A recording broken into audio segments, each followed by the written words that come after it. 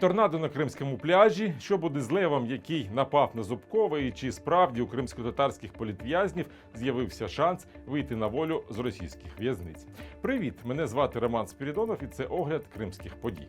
У Криму та на материковій Україні відзначили День кримсько-татарського прапора. Золота тамга на блакитному полотні була затверджена Курултаєм ще у 1917 році.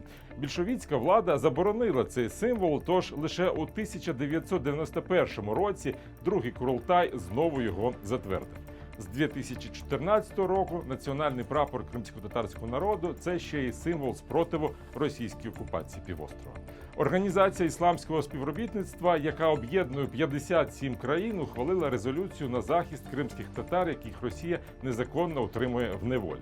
Члени ОІС вимагають негайного звільнення політв'язнів. За словами голови Меджлісу Ріфата Чубарова, це дає можливість дослідити ситуацію з правами корінного народу на окупованому півострові, але він також зазначив, що в резолюції немає прямого засудження самої Росії.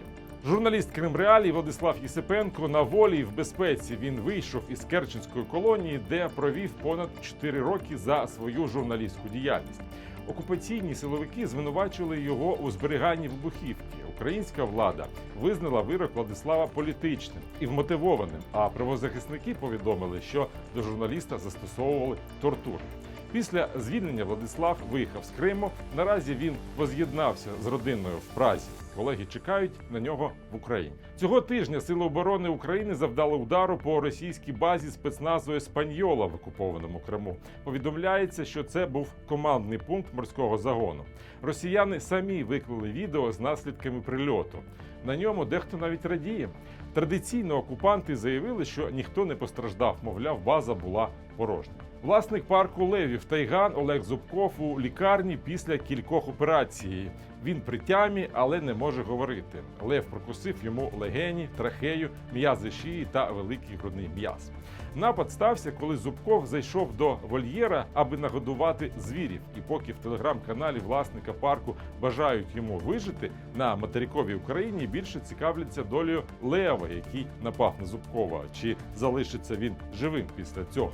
Таке ставлення пояснюють тим, що Зубков підтримав окупацію півострова, а під час повномасштабного вторгнення вивозив до Криму тварин з окупованих росіянами українських міст. І наостанок про погоду. На Ялтинському пляжі все пішло шкереберть. Причиною став торнадо, який зненацька налетів на відпочивальників. Спочатку він зірвав пляжні покривала, а потім позносив і лежаки. На такі події ми звернули увагу. Побачимось за тиждень.